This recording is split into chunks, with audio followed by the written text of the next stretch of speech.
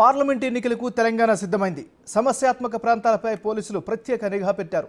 సోమవారం ఓటింగ్ మొదలయ్యేలోపు ప్రలోభాలకు ఆస్కారం లేకుండా ఎలాంటి చర్యలు చేపట్టారో డీజీపీ రవిగుప్తాతో మా associate input editor Nagesh face to face. Telangana రాష్ట్రంలో 17 పార్లమెంటు పరిధిలో ప్రశాంతంగా ఎన్నికలు జరిపేందుకు పోలీసులు అన్ని ఏర్పాట్లు చేశారు. ప్రస్తుతం మనతో పాటు తెలంగాణ రాష్ట్ర డీజీపీ రవిగుప్తా ఉన్నారు. నమస్తే సార్. తెలంగాణ రాష్ట్రంలో ఎన్నికలకు సంబంధించిన ప్రచారం పూర్తిగా ముగిసింది. బందోబస్తు ఒకటే మిగిలింది. యాజ్ యూజువల్గా బందోబస్తు అనేది మీ చేతిలో ఉంది. అంటే ఎలా మీరు మోటివేట్ చేశారు బందోబస్తుని? This time, more than 1 lakh security personnel, including state police, armed police, various states నుంచి home guards, Tamil Nadu నుంచి 3 companies, plus paramilitary forces కూడా ఎలక్షన్ కోసం వచ్చినాయి. సో డీటెయిల్డ్గా ఎలాబొరేట్గా బందోబస్తు ప్లాన్ చేశాము.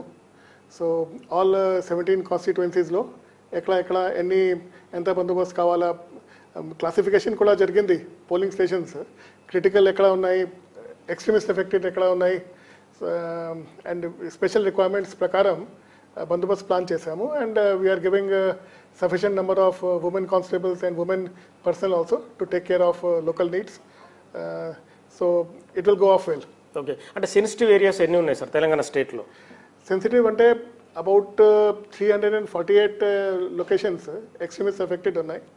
తర్వాత more than 1000 critical polling locations కూడా ఉన్నాయి. అది ఐడెంటిఫై చేసాము.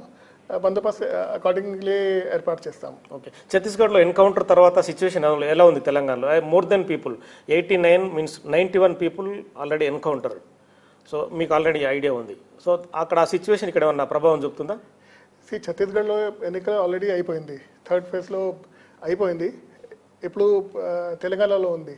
3 జిల్లాలో ఎక్స్ట్రీమిస్ట్ ఎఫెక్ట్ ఉంది. ఖమ్మం కాదు, అది భద్రాచలం, కొత్తగూడెం, ఎస్, ఇది భూపాల్పల్లి, ములుగు. ఈ 3 జిల్లాలో స్పెషల్ అటెన్షన్ ఏర్పాటు చేస్తాము. ఒకసారి నేను విజిట్ కూడా చేశాము. ఇంటీరియర్ ఏరియాస్, సిఆర్పిఎఫ్ క్యాంప్స్ అన్నీ విజిట్ చేసి ఎట్లా బందోబస్తు ప్లాన్ చేయాలా మొత్తం ఆఫీసర్స్లో మాట్లాడి స్పెషల్ కేర్ తీసుకుంటాము.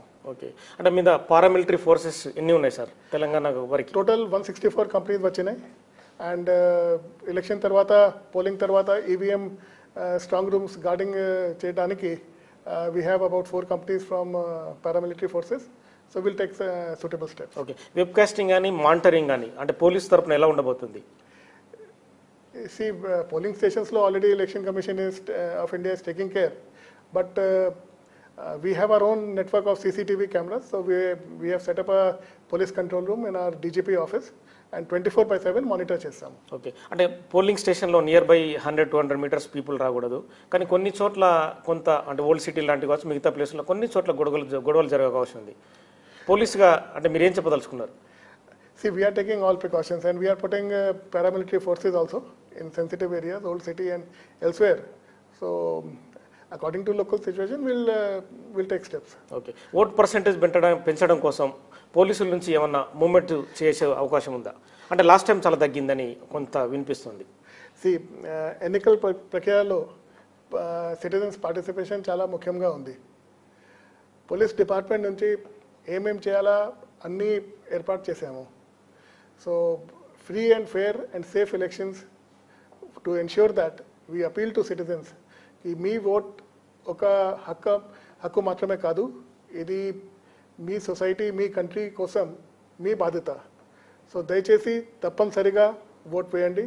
And I appeal to all citizens to come forward and cost they vote. Okay, old city లాంటి ప్లేస్లో ఇప్పుడు మాధవిలత, అసదుద్దీన్ ఓవైసీ పోటీలో ఉన్నారు. మాధవిలత వచ్చిన తర్వాత కొంచెం హైప్ వచ్చింది బీజేపీకి. ఎలా చూస్తారా ఆ ఒక్క పార్లమెంటు పరిధిని?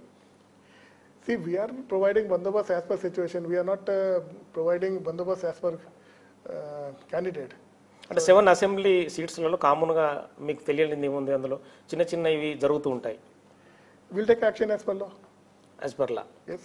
సో అంటే మిగతా అంటే మీకు 4-5 చోట్ల కమిషనర్లు ఉన్నారు. అంటే వాళ్ళందరికీ మీ ఈ మధ్య కాలంలో జరుగుతున్నట్టు ఇవాళ కావచ్చు, రేపు కావచ్చు, మానిటరింగ్ ఎలా చేయబోతున్నారు మీరు డీజీపీగా?